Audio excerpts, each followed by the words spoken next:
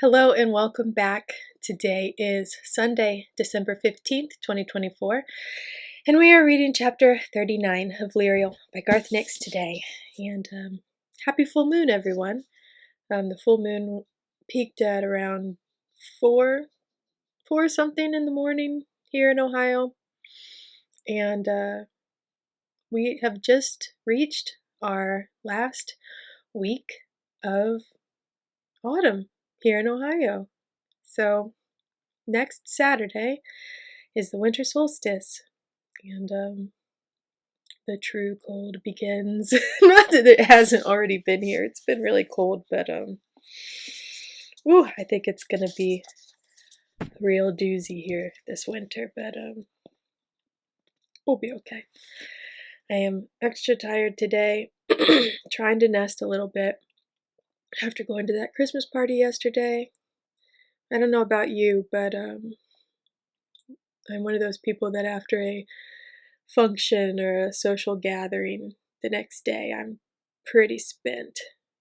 I noticed on the way home from the party, I was like, oh, I gotta get back in my body. I was so tired, but I'm doing a lot better today than I used to. I used to have a really hard time after family functions or get-togethers. I would be fine. I'd be really nervous to go, and then I'd get there and I'd be okay, and I'd just be absolutely pooped. Like some people say, like their social battery just completely depletes. I feel like my battery doesn't get depleted anymore, but I still definitely notice it. I'm tired and I need to treat myself with extra care the next day or two. So I'm really glad it's Sunday and I get another day with my family to rest and recuperate. So anyways, enough about me. Let's get to reading. All right. Chapter 39, High Bridge. Sam felt much better the next morning, physically, at least. His leg was greatly improved by Lirael's healing magic. But mentally, he felt very nervous about the responsibilities that once again weighed upon him. Lirael, on the other hand, was physically exhausted, but mentally very invigorated. She had stayed up all night reading the Book of the Dead, finishing the last page just as the sun rose, its heat quickly banishing the last few cool hours of the night. Much of the book was already lost to her. Lirael knew she'd read the whole thing, or had at least read every page she'd turned, but she had no sense of the totality of the text. The Book of the Dead would require many rereadings, she realized, as it could offer something new each time. In many ways, she felt it recognized her lack of knowledge, and had given her the bare minimum she was capable of understanding. The book had also raised more questions for her about death and the dead than it had answered. Or perhaps it had answered, but she would not remember until she needed to know. Only the last page stayed fixed in her mind, the last page with its single line. Does the walker choose the path, or the path choose the walker? She thought about that question as she stuck her head in the river to try to wake herself up, and was still thinking about it as she retied her scarf and straightened her waistcoat. She was reluctant to part with the bells and the Book of the Dead, but she finally returned them to Sam's saddlebags as he finished his own morning ablutions farther downstream, behind some of the island's sparse foliage. They didn't talk as they loaded the boat, not so much as a word about the book or the bells, or Sam's confession of the previous night. As Lirael raised Finder's sail, and they set off downriver again, the only sound was the flapping of the canvas as she slowly hauled in the main sheet, accompanied by the rush of water under the keel. Everyone seemed to agree that it was too early for conversation, especially Mogget. He hadn't even bothered to wake up, and had had to be carried aboard by Sam. It wasn't until they were well under way that Lirael passed around some of her plate-sized cinnamon cakes, breaking them into manageable hunks. The dog ate hers in 1.5 gulps, but Sam looked at his askance. "Do I risk my teeth on it, or just suck it to death?" he asked, with an attempt at a smile. Clearly he felt better, Lirael thought. It was better than the dismal self-pity of the night before. "You could give it to me," suggested the dog, without moving her gaze from the hand that held the cake. "I don't think so," said Sam, taking a bite and making an effort to chew. Then he held out the uneaten half and said, with his mouth full, "But I'll trade you this half for a close look at your collar." Before he finished speaking, the dog lunged forward, gulped the cake, and put her chin on Sam's thigh, her neck in easy reach. "Why do you want to look at the dog's collar?" asked Lirael. "It has charter marks I've never seen," replied Sam, reaching down to touch it. It looked like leather with charter marks set upon it, but as his fingers met the surface, Sam realized it wasn't leather at all. It was nothing but charter marks, a great sea of marks stretching into forever. He felt as if he could push his whole hand into the collar, or dive in himself. And within the great pool of magic, there were very few charter marks that he actually knew. Reluctantly, he pulled his hand away, and then, on a whim, scratched the dog's head between the ears. She felt exactly as a normal dog should, just as Mogget felt like a cat. But both were intensely magical beings. Only Mogget's collar was a binding spell of great force, and the dog's collar was something very different, almost like a part of the charter itself. It had something of the same feel as a charter stone. "Excellent," sighed the dog, responding to the scratching. "But do my back as well, please." Sam complied, and the dog stretched out under his fingers, luxuriating in the treatment. Lirael watched, suddenly struck by the realization that she'd never before seen the dog with another person. The hound had always disappeared when any other people were around. "Some of the charter marks in your collar are familiar," said Sam idly, as he scratched and watched the morning sun play across the water. It was going to be another very hot day, and he'd lost his hat. It must have come off when he fell down the steps of the mill's landing stage.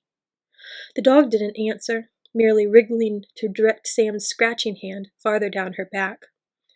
"Only I can't think where I've seen them," continued Sam, pausing to concentrate. He didn't know what the charter marks were for, but he had seen them somewhere else. Not in a grimoire or a charter stone, but on some object or something solid. "Not in Mogget's collar. Those are quite different." "You think too much," growled the dog, though not angrily. "Just keep scratching. You can do under my chin as well." "You're a very demanding dog for a supposed servant of the Clare," said Sam. He looked at Lirael and added, "Is she always like this?" "Pardon?" asked Lirael, who had started thinking about the Book of the Dead again. It took an effort for her to pay attention to Sam, and for a moment she wished she were back in the great library, where no one spoke to her unless they had to. Sam repeated his question, and Lirael looked at the dog. "She's usually worse," she replied. "If it's not food she's after, it's scratching. She's incorrigible." "That's why I'm the disreputable dog," said the dog smugly, wagging her tail. "Not just the dog, but you'd better stop scratching now, Prince Samuth." "Why?" "Because I can smell people," replied the dog, forcing herself up. "Beyond the next bend." Sam and Lirael looked, but couldn't see any sign of habitation or another vessel on the river. The Readalong had turned into a wide bend, and the river banks were rising into high bluffs of pinkish stone, obscuring the view ahead. "I can hear roaring, too," added the dog, who was now perched on the bow, her ears erect and quivering. "Like rapids?" asked Lirael nervously. She trusted Finder, but didn't fancy shooting any waterfalls in her, or in any boat for that matter. Sam stood up next to her, keeping one hand on the boom for balance, and tried to see ahead. But whatever was there lay beyond the bend. He took another look at the river banks, noting that they'd risen up to become real cliffs, and that the river was getting narrower, and was perhaps only a few hundred yards wide ahead. "It's okay," he said. And then, seeing her puzzlement at the Ancestieran expression, he added, "I mean, it's all right. We're coming to the High Bridge Gorge. The river gets a lot narrower and faster, but not so bad that boats can't get through. And the river's lower than it should be at this time of year, so I bet it won't be too fast." "Oh, High Bridge," said Lirael, with considerable relief. She'd read about High Bridge, and had even seen a hand-colored etching of it. "We actually sail under the town, don't we?" Sam nodded, thinking. He'd been to the town of High Bridge only once, over a decade ago, with his parents. They'd reached it over land, not on the Rattling, but he did remember Touchstone pointing out the guard boats that patrolled upstream of the town, and in the pool beyond High Bridge, where the river widened again. They not only kept at least that part of the Rattling free of river pirates, but also exacted tolls from traders.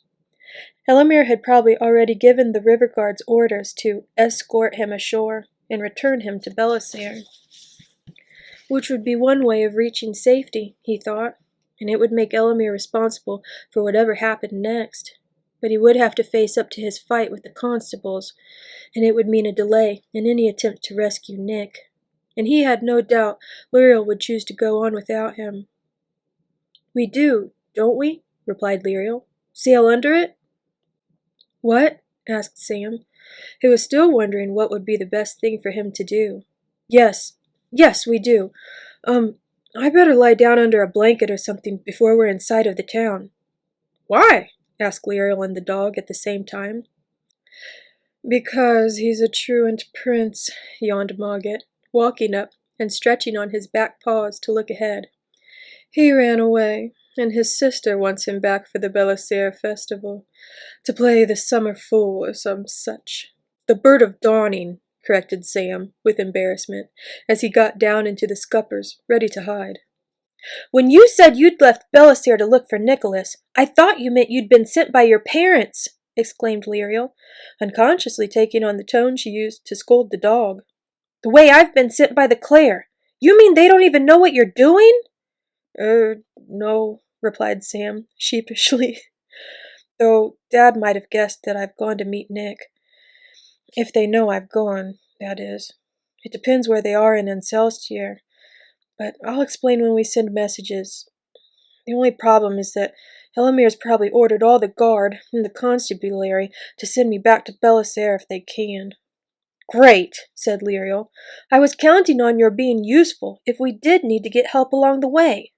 And a royal prince, I thought—" "Well, I could still be useful," Sam began to say, but at that moment they rounded the bend, and the dog let out a warning bark. Sure enough, a guard boat was moored to a large buoy mid-river. A long, slim galley of 32 oars in addition to its square-rigged sail. As Finder appeared round the bend, a sailor cast off from the buoy, and others raised the red sail, the golden tower of the royal service gleaming upon it. Sam hunkered down still lower, pulling the blanket across his face. Something touched his cheek as he settled down, and he started, thinking it was a rat. Then he realized Mogget was slinking under the blanket too. "No sense in their wondering why an aristocratic cat would share deck space with a mangy dog," whispered Mogget, close to Sam's ear under the stifling blanket. "I wonder if they'll do that old trick city guards do with hay wagons when they suspect smuggling." "What's that?" Sam whispered back, though he had the feeling he didn't want to know. "They stick everything with spears to make sure there's nothing or no one hidden there," said Mogget absently. "Mind if I move under your arm?" "They won't do that," said Sam firmly. "They'll see this is one of the Clare's boats." "Will they? They might. But Lirael doesn't look like a Clare, does she? You yourself suspected her of stealing this boat." "Quiet down there," woofed the dog, close by Sam's other ear. Then he felt her bulk settle in at his side, on top of the blanket. It moved again after that, as Lirael tugged on it, so it looked like covered baggage rather than a body. Nothing happened for at least 10 minutes. Mogget seemed to go back to sleep, and the dog rested more of her weight against Sam's side. Sam found that while all he could see was the underside of the blanket, he could hear all sorts of sounds he hadn't noticed before. The creak of the clinker-built hull, the splash of the bow wave, the faint hum of the rigging, and the clatter of the boom as they turned into the wind and stopped. Then he heard another sound, the heavy splash of many oars moving in unison, and a voice calling the time. "With a will and away! That's a stroke and a lay! With a will and away! Oars up and in!" There came a shout, so loud and close it almost made Sam flinch. "What vessel, and where are you bound?" "The Clare's boat Finder," Lirael said, but her voice was lost in the rush of the river. She forced herself to shout, surprised by the strength of her own voice. "The Clare's boat finder, bound for Choir." "Oh, aye, I know finder," replied the voice, less formal now. "And she obviously knows your hand, mistress, so you may pass. Will you be stopping to climb up to town?" "No," said Lirael. "I travel on urgent business for the Clare."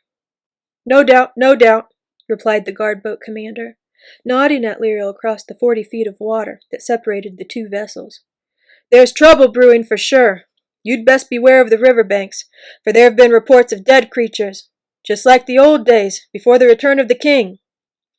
"I'll be careful," shouted Lirael. "Thank you for the warning, Captain. May I go on now?" "Pass, friend," shouted the guard, waving his hand. At that motion, the oars dropped in again, the men straining at their benches.